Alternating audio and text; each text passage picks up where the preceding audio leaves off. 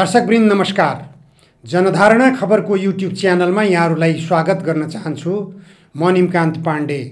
आज 2080 मङ्सिर 25 गते भारतमा भाजपाको विजय अगाडि बढ्दै जाँदा नेपालमा पनि त्यसको प्रभाव पर्न थालेको छ। प्रधानमन्त्री पुष्पकमल दाहालले 10 वर्षे जनयुद्धकालका घटनामा छानबिन हुन्छ अथवा द्वन्द्वकालीन घटनामा छानबिन हुन्छ भनेर प्रतिबद्धता व्यक्त गर्नुभएको छ। यो सँगै राजावादीहरू नेपालमा संगठित हुने क्रम सुरु भएको छ। राजेन्द्र लिङ्गदेनलाई पूर्व राजा ज्ञानेन्द्रले चलखेल गरेर विजय गराएको, आफूलाई पराजित गराएको भनेर पूर्व राजा ज्ञानेन्द्रसँग असन्तुष्ट भएर अब नेपालमा राजतन्त्रको कुनै औचित्यता छैन, राजतन्त्र पुनर्स्थापना गर्ने कुरा असम्भव भनेर आक्रोश व्यक्त गरेर राजासँग दूरी बढाएका कमल थापाले आज राजावादीहरूको मोर्चा सार्वजनिक गरे। उनले राजावादीहरूको मोर्चाको नेतृत्व गर्ने पहल कदमी लिइरहेका छन्। यसमा को राजावादीहरू जोडिने हुन् त्यो भोलिका घटनाक्रमहरूले स्पष्ट गर्दै जाला। तथापि दुर्गा प्रसाई अहिले सबभन्दा बढी चर्चाको शिखरमा पुगेका राजावादी छन् भने राजेन्द्र लिङ्गदेन, केशरबहादुर बिष्ट सङ्गठित रूपमा अगाडि बढिरहेका नेताहरू हुन्। यी नेताहरूसँग सङ्गठन पनि बलियो बन्दै गइरहेको छ। यता गणतन्त्रवादी राजनीतिक दलहरू अकर्मण्यताका साथ उनीहरूको क्रियाकलापले गर्दा, नेताहरूको मनोमालिन्यपूर्ण गतिविधिले गर्दा कार्यकर्ता पङ्क्तिमा निराशा बढ्दै गइरहेको छ। प्रत्येक पार्टीका कार्यकर्ताहरू पलायन हुँदै राजावादी मोर्चातिर आबद्ध भइरहेका छन्। केही दिन अगाडि नेकपा एमालेको पूर्व सांसदको रूपमा रहेकी गङ्गा चौधरी केशरबहादुर बिष्टको पार्टीमा, राष्ट्रिय शक्ति पार्टी नाम गरेको पार्टी छ केशरबहादुरजीको, त्यस पार्टीमा प्रवेश गरेको समाचार चर्चित बनेको थियो। गङ्गा चौधरी देशभक्त सांसदको रूपमा प्रतिनिधि सभामा आफूलाई प्रस्तुत गर्न सफल भएकी महिला नेत्री थिइन्। उनले भारतसँग भएका तमाम असमान सन्धि सम्झौताहरूको विरुद्धमा आफूलाई सशक्त ढङ्गले संसदमा प्रस्तुत गर्दै आएकी थिइन्। तर अन्तिम कालमा नेकपा एमालेको राजनीतिलाई उनले छोडेर राजावादी शक्तिको पार्टीमा आफूलाई समाहित गरेकी छिन्। यी गतिविधिहरूले सङ्केत गरिरहेका छन् राजावादीहरूको शक्ति बलियो बन्दै गइरहेको छ। राजावादीहरूको शक्ति के कारणले बलियो बन्दै गइरहेको छ? राजाप्रतिको आकर्षण हो, राजतन्त्रप्रतिको आकर्षण हो, अथवा हिन्दू धर्मप्रतिको आकर्षण हो, कमल थापाप्रतिको आकर्षण हो, राजेन्द्र लिङ्गदेनप्रतिको आकर्षण हो? के कारणले हुन सक्छ? अहिले गणतन्त्रवादी राजनीतिक दलका नेताहरूले सबैभन्दा गम्भीर भएर समीक्षा गर्नुपर्ने विषय हो। द्वन्द्वकालीन घटनाहरूलाई छानबिन हुन्छ भनेर अहिले प्रधानमन्त्री पुष्पकमल दाहाल प्रचण्डले 16 वर्ष भयो यही शब्द बोल्न थालेको। लगातार 16 वर्षसम्म एउटै शब्द बोलेको सुन्दा पनि नेपाली जनता दिक्क हुनु स्वाभाविक हो। द्वन्द्वकालीन घटनामा छानबिन कहिले हुने? अब यो जुन ढङ्गले प्रधानमन्त्री पुष्पकमल दाहालले आफूलाई प्रस्तुत गर्न खोजिरहनु भएको छ, द्वन्द्वकालीन घटनाहरूको छानबिन हुन्छ भन्ने उहाँको प्रतिबद्धताले कस्ता कस्ता खालका घटनाहरू छानबिन हुने हुन् त? प्रश्न निश्चित रूपमा उठ्छ। तरवारले काटिएका घटनाहरू जुन काटिएकै कारणले गर्दाखेरि तत्कालीन जनयुद्ध भनाउँदो व्यक्ति हत्याको राजनीति निकै प्रचारित भएको थियो र जनस्तरमा पुगेको थियो, त्यसको प्रभाव त्रासको कारणबाट विस्तार भएको रहेछ भन्ने कुरा अहिलेका परिणामले देखाइरहेका छन्। प्रधानमन्त्री पुष्पकमल दाहाल प्रचण्डले हिजो आफूले दिएका आश्वासनहरू, हिजो आफूले थालेका हिंसात्मक गतिविधिहरू, हिजो आफैले उत्साह बढाउँदै उचालेर हिंसामा लाग्न प्रेरित गरेका घटनाहरू, ती उहाँका प्रेरणाबाटै उत्साहित भएर हिंसा र हत्याका गतिविधिहरूमा उहाँका कार्यकर्ताहरू लागेका थिए। अब स्वयं सत्तामा पुग्नु भएको छ प्रचण्ड र उहाँले द्वन्द्वकालीन घटनामा छानबिन हुन्छ भनेर प्रतिबद्धता व्यक्त गर्नुभएको छ। माओवादी तर्फबाट भएका क्षतिजन्य गतिविधिहरू जो व्यक्ति हत्याको दृष्टिकोणबाट परिचित पनि भए, बिना कारण हत्या गरिएका छन्, बिना कारण घरहरू लुटपाट भएका छन्, ती गतिविधिहरूको जिम्मेवारी अहिले प्रधानमन्त्री भएकै कारणले पनि पुष्पकमल दाहाल प्रचण्डले लिनुपर्ने हो। अरू कसैलाई पनि कारबाहीको दायरामा तान्न खोज्नुभन्दा द्वन्द्वकालका घटनाहरू कसको कारणले भए, द्वन्द्वकालका घटनाहरू स्पष्ट रूपमा कि शेरबहादुर देउवाको कारणले भएका छन् कि पुष्पकमल दाहाल प्रचण्डको कारणले भएका छन्। अरू कसैले द्वन्द्वकालका मुद्दाहरूको जिम्मा लिनुपर्ने आवश्यकता छैन, किनभने 40 बुँदे मागपत्रलाई अस्वीकार गर्ने व्यक्ति शेरबहादुर देउवा नै हुन्। शेरबहादुर देउवालाई पूर्व राजाहरूले यो मागपत्र अस्वीकार गर भनेर निर्देशन दिएका थिए भनेर स्वयं शेरबहादुर देउवाले बोल्नु भएको छैन। त्यो बेला संवैधानिक राजतन्त्र थियो। संवैधानिक राजतन्त्र भएकै कारणले गर्दा संवैधानिक राजाहरूले प्रधानमन्त्रीका सिफारिसहरूलाई मात्रै कार्यान्वयन गर्ने काम गर्दथे, अथवा त्यो बेला मन्त्री परिषदले गरेको निर्णयलाई राजाहरूले कार्यान्वयन गर्ने गर्थे। राजाहरूले कार्यान्वयन गर्ने क्रममा बढी से बढी गरेपछि सर्वोच्च अदालतसँग परामर्श लिने गरेका घटनाहरू हामीले दृष्टान्तका रूपमा नागरिकता विधेयकलाई लिन सक्दछौँ। नागरिकता विधेयकलाई अर्थ विधेयकको रूपमा पारित गरेर तत्कालीन नेकपा एमाले र नेपाली काङ्ग्रेसले राजा कहाँ पठाएका थिए लालमोहरको निम्ति, तर राजाले त्यसलाई लालमोहर नलगाएर सर्वोच्च अदालतमा परामर्शको निम्ति पठाएका थिए। सर्वोच्च अदालतले दिएको परामर्श अनुसार राजाले त्यो नागरिकता विधेयकलाई संसदमा फिर्ता पठाइदिएका थिए। यी घटनाहरू संवैधानिक राजाले पनि बुद्धिमत्तापूर्ण तरिकाले यो देशको राष्ट्रिय स्वाधीनताको सवालमा निकै परिपक्व काम गरेका छन् भन्ने दृष्टान्त एउटा यो देखिन्छ। त्यसैगरी अन्य तमाम घटनाक्रमहरू छन् जो घटनाक्रमहरू अहिले गणतन्त्रवादी नेताहरूले, अहिले परिवर्तित अवस्थाका राजनीतिक नेताहरूले गरिरहेका राष्ट्रघाती कार्यहरू, ती कार्यहरूको तुलनामा संवैधानिक राजाहरूले राम्रा काम गरेका पनि देखिन्छन्। त्यसकारण पनि जनताको आकर्षण राजावादीहरूतर्फ हुन सक्ने सम्भावना बलियो देखिन्छ। अहिले गणतन्त्रवादी राजनीतिक दलका नेताहरूले नागरिकता विधेयकलाई जुन ढङ्गले पारित गरे, जुन ढङ्गले कार्यान्वयन गरिरहेका छन्, जुन ढङ्गले विदेशी नागरिकहरूलाई नेपालको नागरिक बनाउने जुन गतिविधि गरिरहेका छन्, 40 लाखभन्दा बढी 62-63 को आन्दोलनपछि नै नागरिकता वितरण गरियो विदेशी नागरिकहरूलाई। त्यसपछि अहिले फेरि विदेशी नागरिकहरूलाई न्यूनतम पनि 5 लाख युवाहरूलाई नागरिकता वितरण गर्नुपर्ने छ। ती 40 लाख नागरिकता प्राप्त गरेका नागरिकहरूका सन्तानलाई नागरिकता वितरण गर्दाखेरि 5 लाखले मात्र पुग्ने छैन।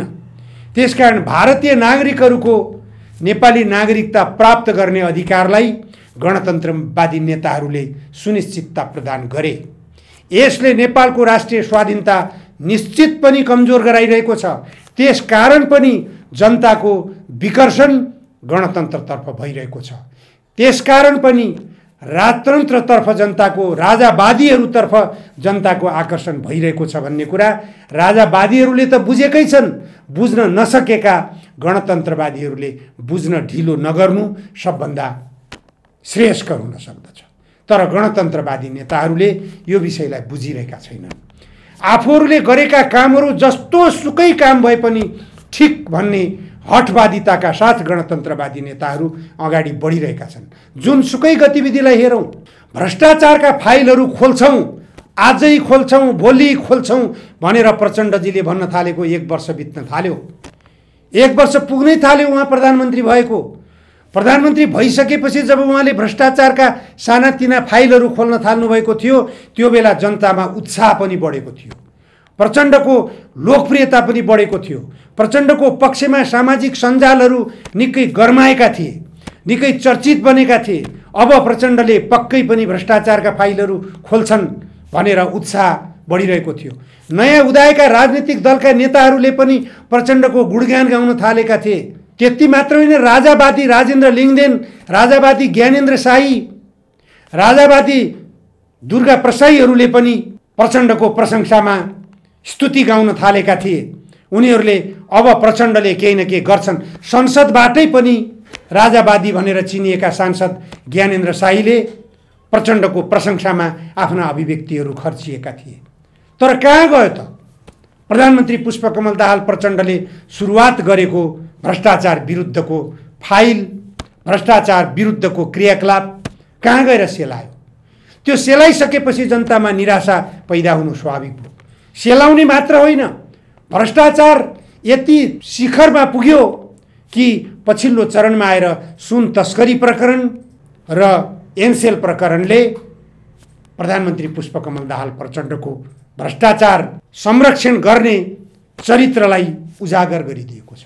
यी सबै गतिविधिहरूले गर्दा पनि अहिले राजावादीहरूको लोकप्रियता बढेको हो। राजावादीहरू सङ्गठित बन्ने प्रयासमा गएका हुन्। यो बुझ्न कठिन छैन, तर बुझ्नै पर्ने गणतन्त्रवादी नेताहरूले, जसले अहिले सत्तामा हालिमुहाली गरिरहेका छन्। जनतामा कुनै पनि विषयको विश्वास दिलाउन सक्ने जिम्मेवारी कोसँग छ? अहिले सत्तासीन राजनीतिक दलहरूसँग छ। जनता कसरी आश्वस्त हुन सक्छन्, कसरी विश्वस्त हुन सक्छन्, जनताको चाहना के छ भन्ने कुरा यी राजनीतिक दलका नेताहरूले बुझेका छैनन्। संविधानले मार्गनिर्देश के गरेको छ, कता गरेको छ, त्यो संविधानको छेउ टुप्पो पनि पछ्याउन सकिरहेका छैनन् राजनीतिक दलका नेताहरूले। यो संविधानले देश र जनताको समृद्धिलाई पछ्याउन सक्छ। यो संविधानले जनताका अधिकारहरूलाई पूर्णतातिर लैजान सक्छ भन्ने विश्वास राजनीतिक दलका नेताहरूले दिलाउँदै आएका हुन्। जनताले पनि विश्वास गर्दै आएका हुन्। तर हरेक सवालमा राज्य संयन्त्र असफल भइरहेको छ। सम्हाल्नै नसक्ने गरी व्यथितिहरू विकसित भइरहेका छन्। कसले सम्हाल्ने? अब एनसेल प्रकरणलाई सम्हाल्नको निम्ति एनसेलको राष्ट्रियकरण बाहेक अर्को विकल्प छैन। राष्ट्रियकरण गर्नतर्फ प्रचण्ड नेतृत्वको सरकारले हिम्मत गर्न सक्छ। यसको विकल्पमा आउन सक्ने सम्भावित सरकार शेरबहादुर देउवाको नेतृत्वमा सरकार बन्यो भने शेरबहादुर देउवा नेतृत्वको सरकारले एनसेललाई राष्ट्रियकरण गर्न सक्छ? असम्भव कुरा।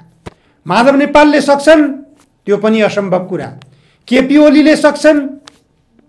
झनै असम्भव कुरा। किन असम्भव? यो प्रश्न स्वाभाविक रूपमा उठ्छ। किन असम्भव छ भने यी सबै नेताहरू एनसेलबाट लाभ हासिल गरिसक्नुभएका नेताहरू हुनुहुन्छ। त्यसकारण पनि राजावादीहरूतर्फ जनताको आकर्षण बढेको छ। यत्रो घोटाला भइरहेको छ, बाहिर सार्वजनिक भइसक्यो। एकजना सांसदले नै सबै कुराको भण्डाफोर गरिरहनु भएको छ। डाक्टर अमरेश कुमार सिंहले यो सबै एनसेल प्रकरणको आन्द्रा भुडी भण्डाफोर गरिसक्नु भएको छ। त्यसैको आधारमा पनि उहाँसँग सरकारले सहयोग लिन सक्दछ। के प्रमाण छन् उहाँसँग? केही प्रमाण पक्कै छन्। प्रमाणहरू नभएर एउटा सांसदको जिम्मेवारीमा रहेको व्यक्तिले त्यत्तिकै निराधार बोल्ने कुरा आउँदैन। बोलिरहेको छ, तर त्यही सांसदको सुरक्षा दिइरहेका सुरक्षालाई फिर्ता गराएर आक्रोश व्यक्त गर्ने काम सरकारले गर्यो। सरकारले बुद्धि पुर्याएर काम गर्ने कि आक्रोश व्यक्त गर्ने? त्यसै कारण पनि राजावादीतर्फ आकर्षण बढ्छ। राजावादीतर्फ आकर्षण बढ्ने धेरै कारणहरू देखिए। दुर्गा प्रसाईका विरुद्धमा लौरो देखाएर हुँदैन। अमरेश कुमार सिंहका विरुद्धमा उसको सुरक्षा संयन्त्र खोसिदिएर हुँदैन। जनताले के चाहेका छन्? जनताले भ्रष्टाचार विरुद्धको सरकारको डेलिभरी चाहेका छन्। जनता लुटिएको अवस्थाबाट जनतालाई सुरक्षित गराउने सरकार चाहेका छन्। जनता सर्वत्र लुटिएका छन्, सबै क्षेत्रमा लुटिएका छन्। ती यो लुटलाई न्यूनीकरण गर्ने कसले? कमसे कम सम्पूर्ण रूपमा निर्मूल गर्न सकिँदैन, तर न्यूनीकरण गर्न त सकिन्छ। न्यूनीकरण गर्ने कसले? प्रस्थान बिन्दु खोइ न्यूनीकरणको निम्ति सरकारले सामान्य रूपमा पहल कदमी लिएको देखिनु पर्यो। यो ठाउँमा जनतालाई राहत दिलाउनको निम्ति सरकारले पहल कदमी गरिरहेको छ। कतै पनि छैन, उदाहरण दिन सक्ने ठाउँ कहीँ पनि छैन। अनि यिनै प्रधानमन्त्रीलाई 10 किलोका मालाले सजाइन्छ। योभन्दा लज्जाजनक गतिविधि के हुन सक्छ? किन मलाई यो 10 किलोको माला, मैले केही गर्न सकेको छैन, मलाई यो माला चाहिएन भनेर प्रधानमन्त्री पुष्पकमल दाहालले भनिदिन पनि त सक्नु पर्यो। त्यही राजावादी राजेन्द्र लिङ्गदेनले भन्न सक्छ, ज्ञानेन्द्र शाहीले भन्न सक्छ, रवि लामिछानेले भन्न सक्छन्। पुष्पकमल दाहाल प्रचण्डले किन भन्न नसक्ने? यो भन्नुपर्ने जिम्मेवारी त उनीमा हो नि त। किनभने उनीले नेपाली जनतालाई जति आश्वासन देखाए, नेपाली जनताले जति प्रचण्डसँग आशा गरे, त्यति अरू कसैसँग आशा गरेनन्। नेपाली जनताका बीचमा सबैभन्दा क्षति पुर्याउने गरी काम यदि कसैले गरेको छ भने जनयुद्धकालमा प्रचण्डले नै गरे। द्वन्द्वकालीन घटनाको छानबिन हुने हो भने सबैभन्दा क्षति पुर्याउने काम प्रचण्डले गर्नुभएको भनेर निष्कर्ष निकाल्नुपर्ने हुन्छ। यदि म द्वन्द्वकालीन घटनाको छानबिन आयोगको अध्यक्ष हुन्छु भने मैले सबैभन्दा दोषी, दण्ड हुनै पर्ने, दण्ड पाउनै पर्ने दोषी कि त प्रचण्डलाई भन्छु म, कि त शेरबहादुर देउवालाई भन्छु। होइन भने यी दुईजना मिलेर यो देशलाई समृद्धिको बाटोतर्फ लैजाने यात्रा तय गर्न किन सक्दैनन्? संविधानको प्रस्तावनामा लेखिएको गन्तव्य समाजवादको यात्रा तय गर्न किन सक्दैनन्? गन्तव्य समाजवाद भनेको नेपालमा कम्युनिजमै ल्याइदिऊ भनेर कसैले भनेको छैन, साम्यवादै ल्याऊ भनेर कसैले भनेको छैन। कमसे कम समाजवादको प्रस्थान बिन्दु के हो? समाजवादको प्रस्थान बिन्दु संविधानका प्रत्येक धारामा लेखिएको छ। शिक्षाको व्यवस्था, स्वास्थ्यको व्यवस्था, रोजगारीको व्यवस्था, कृषकहरूलाई जोत्ने भूमिको व्यवस्था, क्रान्तिकारी भूमि सुधारको व्यवस्था, यिनी कुराहरू समाजवादका प्रस्थान बिन्दुहरू देखिन सक्छन्। यी प्राप्तितर्फ शेरबहादुर र प्रचण्ड जबसम्म अगाडि बढ्न सक्दैनन् तबसम्म यिनीहरू गणतन्त्रका हत्याराको रूपमा आफूलाई प्रस्तुत गर्दैछन् भनेर भन्न हिचकिचाउनु हुँदैन। यसमा जति यिनीहरूलाई आरोपित गर्न जति विलम्ब गरिन्छ त्यति देश धराशायी उन्मुख हुँदै जाने अवस्था विकसित भइरहेको छ। यो देश राष्ट्रियताको सवालमा यति कमजोर भइसक्यो, राष्ट्रिय स्वाधीनता यति कमजोर भइसक्यो, विदेशी शक्तिहरूको चलखेल यति डरलाग्दो भइसकेको छ देशमा। यसलाई नियन्त्रण गर्न भोलि कोही आए पनि सक्ने अवस्था देखिँदैन। बेरोजगारीको सङ्कट यस्तो डरलाग्दो भइसक्यो, दिनमा 2500 जना युवाहरू त्रिभुवन अन्तर्राष्ट्रिय विमानस्थलबाट बाहिरिएका छन्। 1 करोड भन्दा पनि बढी सङ्ख्या पुगिसक्यो वैदेशिक रोजगारीमा गएका नेपाली युवाहरू, जो बलियो पाखुरा भएका युवाहरू हुन्, सबै विदेशतिर पलायन भइसके। देशव्यापी रूपमा प्रत्येक गाउँमा घुम्न जाने हो भने पनि कुनै गाउँमा कुनै घर छैन जहाँ वृद्धहरू मात्रै भएको अवस्था होस्। प्रत्येक घरहरूमा युवा विहीन अवस्था छ।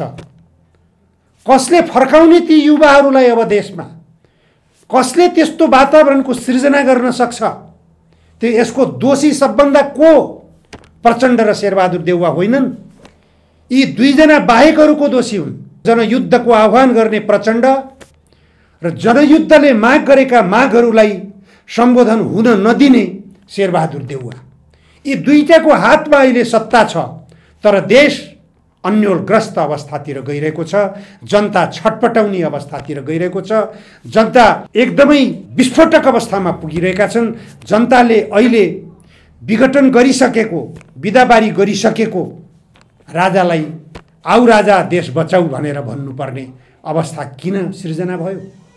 हामी परिकल्पना गरौँ। पूर्व राजा ज्ञानेन्द्रले केही वर्ष, 2-3 वर्षै भए पनि सत्ता सञ्चालन त गरेकै हुन्, सत्ताको बागडोर हाँकेकै हुन्, किन सफल हुन सकेनन्? उनी पछि देशको राजा हुने पारस शाह हुन्। पारस शाहका क्रियाकलापले उनको यदि शासनको बागडोर पारसको हातमा पुग्यो भने देशको शासन व्यवस्था कस्तो होला। संवैधानिक राजतन्त्रको परिकल्पना गरिन्छ। पूर्व राजा ज्ञानेन्द्रका नाति हृदयेन्द्रलाई राजा बनाउने कुरा पनि गरिन्छ राजावादीहरूबाट। ती संवैधानिक राजाको रूपमा बालक हृदयेन्द्रलाई राखियो भने त्यो संवैधानिक राजतन्त्रले के गर्ला? को होलान् यो देशका शासकहरू? यो देशका कुन शासकले ठीक ढङ्गले मन्त्री परिषदको जिम्मेवारी सम्हाल्लान् र राजाबाट लालमोहर लगाएर यो देशको अग्रगति बढाउलान्, अग्रगमनतर्फ यो देश जाला? कल्पना गरौँ, राजा आइहालेपछि प्रधानमन्त्री को बन्ला? यही नेपाली समाजबाट बन्ने हो प्रधानमन्त्री। हामी चाहना गरिरहेका छौँ कार्यकारी प्रधानमन्त्रीको, अहिले पनि कार्यकारी व्यवस्थामा छ प्रधानमन्त्री। यो अवस्थाले देश कता जाँदैछ? त्यसै कारण मैले फेरि पनि दोहोर्याएर भन्छु, युद्धको वातावरण बनाउने शेरबहादुर देउवा र युद्धमा जाने तत्परता र जनताको हातमा हतियार बोक्न लगाउने प्रचण्ड द्वन्द्वकालीन घटनाका यदि घटनाहरूको यदि छानबिन गर्ने हो भने यी दुईजना प्रमुख दोषी पात्रहरू हुन्। यी दुईजना दोषी पात्रहरूलाई दण्डित गर्नको निम्ति सबैभन्दा पहिले यी दुवैजनाले प्रतिबद्धता व्यक्त गर्नु पर्यो। देश संविधान सम्मत ढङ्गले गन्तव्य समाजवादको यात्रामा कसरी अगाडि बढाउने, यो देशलाई कसरी अगाडि बढाउन सकिन्छ गन्तव्य समाजवादको यात्रामा, यसैमा चिन्तनशील बन्ने हो। राजनीतिक दलहरूको गोलमेज सम्मेलन बोलाउने, के गर्नुपर्छ? शासकीय संरचनामा परिवर्तन गर्नुपर्छ कि निर्वाचन प्रणालीमा परिवर्तन गर्नुपर्छ कि उत्पादन प्रणालीमा परिवर्तन गर्नुपर्छ कि के गर्नुपर्छ? यो गम्भीरतापूर्वक छलफल गरेर निष्कर्ष निकालेर अहिलेको भद्रगोल अवस्थाको विकल्प भनेको निकास खोज्ने हो। त्यो निकास खोज्नतर्फ दुईजना, फेरि पनि म दोहोर्याएर भन्छु, शेरबहादुर देउवा र पुष्पकमल दाहाल प्रचण्ड, यी दुईजनाले गम्भीरतापूर्वक देशको जटिल समस्यालाई सम्बोधन गर्नतर्फ नजाने हो भने अब पुरपुरोमा हात राखेर बस्ने भन्छन् नि नेपाली किम्वदन्ती अनुसार, त्यसै गरी पुरपुरोमा हात राखेर पश्चाताप गर्नुको विकल्प हुने छैन। आगे नेताजीहरूलाई चेतना भया। हस्, आजलाई यति मात्र। धन्यवाद। नमस्कार। म निमकान्त पाण्डे।